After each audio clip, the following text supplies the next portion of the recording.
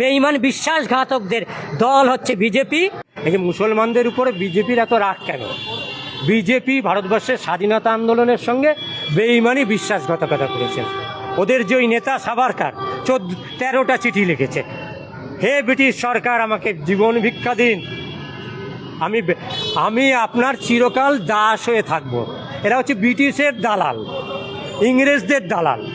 আর ইংরেজদের বিরুদ্ধে ভারতবর্ষের বাংলার মানুষ এবং পাঞ্জাবের মানুষ প্রধান সারিতে।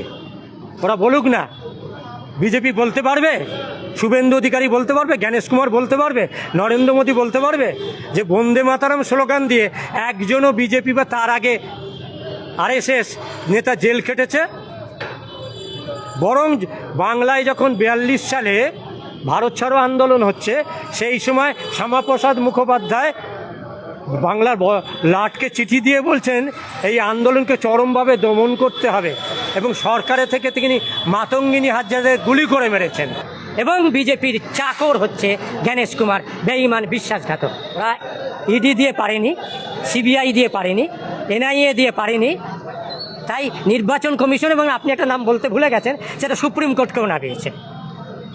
এই সমস্ত অপকর্ম, বাংলার এই খুন এবং দুর্দশার জন্য সুপ্রিম কোর্টও দায়ী।